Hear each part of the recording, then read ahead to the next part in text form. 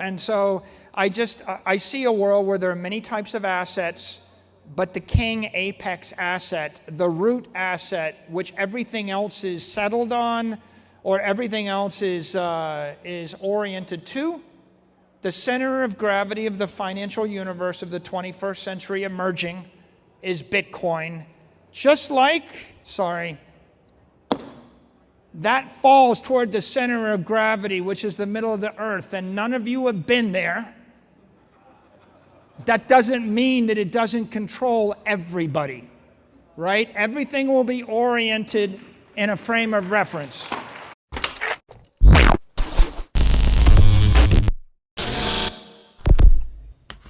Hey guys, welcome to Everyday Finance.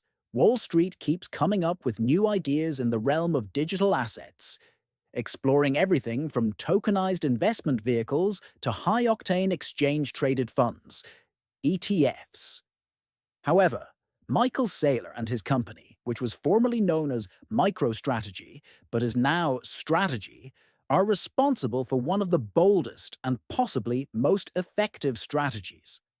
Saylor's plan is straightforward but audacious. Raise money through debt issuance and equity offerings, then invest almost all of the money raised in Bitcoin. This cyclical strategy, which involves using leverage to purchase Bitcoin, riding market spikes, and doubling down, has come to define the institutional adoption of cryptocurrency. Saylor draws attention to an important statistic. Only 5% of Bitcoin is owned by institutional Wall Street, with the remaining 95% being held by individual investors, businesses, and government agencies. He suggests that a mere 10% increase in institutional allocation could catalyze a $22 trillion inflow of capital into non-Wall Street financial systems and drive Bitcoin's price to an incredible approximately $1 million per coin. Ironically, Wall Street unintentionally strengthens the decentralized movement that seeks to get around them the more they invest in Bitcoin. In the face of declining confidence in established institutions, Bitcoin, which is driven by community consensus and open-source code rather than central banks or political directives, is becoming more and more popular as a financial haven. This paradigm shift away from traditional finance is not only happening, but it is happening more quickly, as Saylor emphasized when he spoke at the Bitcoin conference in Las Vegas. If you read the history of the Rothschilds, the greatest bankers of the 19th century, they had a network. The Rothschild banks were the network. The primary capital asset that traded was sovereign debt. They were trading UK debt and French debt and German debt, par value 100, and they moved those instruments, bearer bonds, around very rapidly. And that's how the entire banking network worked in the 19th century. And then when they did cash settlement, you know what cash settlement meant? Cash settlement for the Rothschilds in the 19th century. But I bring this up because Bitcoin's a peer-to-peer cash system, right? And all these people, they're always tweeting at me like, you don't understand what peer-to-peer cash is. Okay? When the Rothschilds cash settled a bearer bond transaction in the 19th century, that meant they traded the bonds for gold bullion or gold coin. And so cash meant gold. It meant metallic money, either in bullion form or in coin form. But even then, gold was too slow and too cumbersome to settle very frequently. And so there was a fiat currency, these bonds, trading over the cash system in the gold standard all through the century. And I think it's important because if you look at Bitcoin today, Bitcoin's digital gold, it's digital cash. What does it mean? It's a bearer instrument, a monetary instrument. What do I think is going to happen? I think it's going to keep growing from $1 trillion to 10 trillion to 100 trillion. It's going to keep getting bigger and bigger in the capital stack. And I think other forms of money, fiat currencies, will continue. You're going to have sovereign debt, corporate debt, other type municipal debt. As long as you have cities, they'll issue debt. As long as you have countries, they'll issue debt. As long as you have companies, they'll issue debt. As long as you have families and they want to buy a house, they'll issue debt, mortgage-backed debt. You're going to have all these forms of credit when people cash settle. The settlement network will be Bitcoin. Was the world built on a gold standard in the 19th century? Yes, gold. But what circulated? Sovereign debt. Will the world be on a Bitcoin standard in the 21st century? Yes. What will circulate?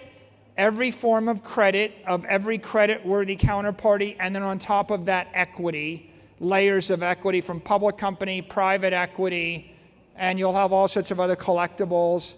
I don't see a world where that disappears. I don't see a world where it needs to disappear. And so I see a world where there are many types of assets, but the king apex asset, the root asset, which everything else is settled on or everything else is oriented to, the center of gravity of the financial universe of the 21st century emerging is Bitcoin. Just like, that falls toward the center of gravity, which is the middle of the earth, and none of you have been there. That doesn't mean that it doesn't control everybody, right? Everything will be oriented in a frame of reference. In classical economics, they talk about the economy being driven by land, labor, and capital. The consequences of AI is digital intelligence, Bitcoin is digital capital. The consequences of the AI is that the AI is going to do the work of 1 billion people, then 10 billion people, then 100 billion people, then 1 trillion people. Then that AI will go into robots, and the robots will do the manual labor of 1 billion people, and then 10 billion people. And then it will go into your cars and your appliances and everything. And so what's happening? We're going to digitally transform labor, and the demand for labor as we know it is going to change, fall. The robots don't need as much space as we need, and the AIs don't need any space. So the demand for land as an input to the economy will fall by a factor of 10. The demand for labor as an input to the economy will fall by a factor of 100. What's left? Capital. Capital is going to explode. You know, you're going to have massively valuable companies that 1 million robots creating 1 million robots with like 22 employees that are worth trillions of dollars. Don't need the land, don't need the labor, have the money. Where's the capital going to flow? It's going to flow into the Bitcoin, right? I mean, if you create extreme wealth, right, there's going to be two types of people. There's going to be the people that bought the Bitcoin, and they're going to be privately wealthy, and they're going to live off of that, or something that is denominated in Bitcoin, right? And then there's going to be everybody that's getting wealth redistributed to them by political systems. There won't be a lack of stuff. There'll be infinite stuff. It'll be redistributed in a political economic process, which will be interesting. But the consequences of AI is that it's going to create massive amount of capital, and the capital that you're going to want is digital capital because it's the best capital and it's the most useful capital. When the AI thinks 1 million times a second and trades with another AI 1 million times a second, they're going to trade with Bitcoin. They're going to trade with digital capital 1 million and 1 billion times faster. They're definitely not swapping buildings. They're definitely not swapping gold bonds, bars, or coins.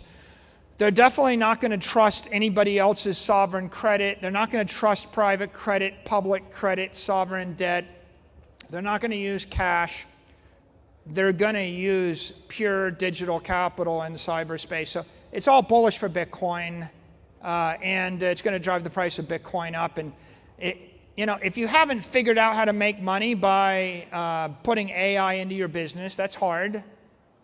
Then I give you the easy answer. You just buy the Bitcoin as much as you can buy, because we know where all the money is going to eventually go. The capital is all going to flow in the Bitcoin network, and the more everything else grows, the more Bitcoin is going to grow. So you could just go right there and then wait for the world to enrich you. Bitcoin is still trading between about $107,000 and $119,000, which is a narrow consolidation range that is just below its all-time high.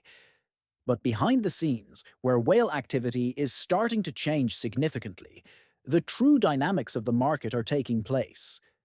Large Bitcoin holders, also known as whales, are beginning to reduce their holdings based on on-chain metrics from Glassnode's accumulation trend score. These same whales positioned themselves ahead of the rally by being early accumulators during Bitcoin's April lows, which were around $75,000. Their decreased accumulation and new distributional indicators now point to a possible shift in sentiment. Whales seem to be locking in profits or being cautious in anticipation of a brief price correction, while smaller retail investors are still building up. Data on exchange flows also shows this strategic realignment.